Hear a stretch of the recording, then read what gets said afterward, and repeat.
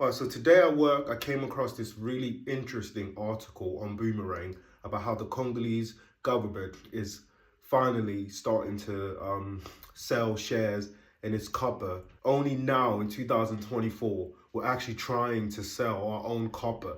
So for nearly 70 years, our country, the people that ran the country, happily did deals where Congolese made no money off the copper resources that we have in our country, which is a large, it's a large economy. So we essentially gave this away up. We gave this away for 70 years.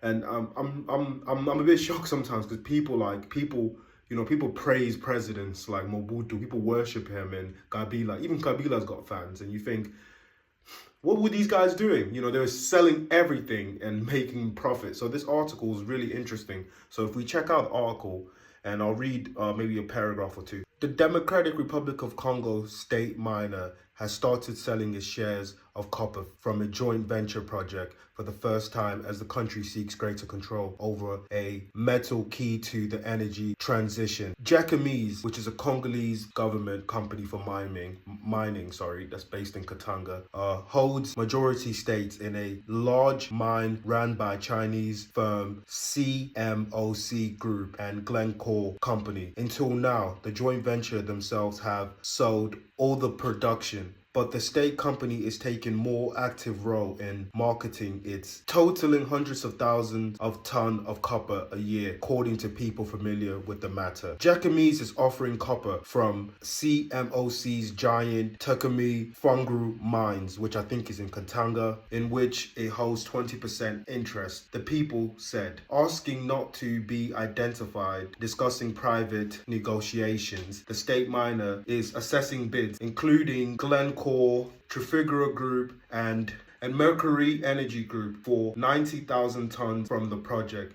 Two of the people said. The three trading houses declined to comment. So basically, someone is saying this in the article is basically saying that no one from the companies is actually taking ownership and accepting that, saying that this is happening, but clearly it is. If it's no news is good news. So if they're not making comments, then that means this is definitely going forward. Like, we're definitely going to do this. Jacquemies' move creates opportunities for traders to bid on sizable new contracts at a time of heated competition of copper deals. Congo has recently become the world's second largest producer of copper and has seen exports triple since 2016. Yet many expect global demand, led by the growth in electric vehicles, grid infrastructures, and data centers, to outstrip investments in new supplies.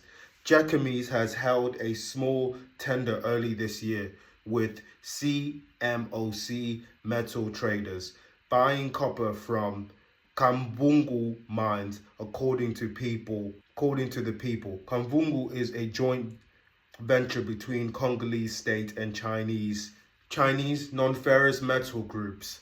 Jacquemies plans to run a similar process for its shares of copper from Glencore, Kamoto operation, and the Chinese-owned Sycamore project.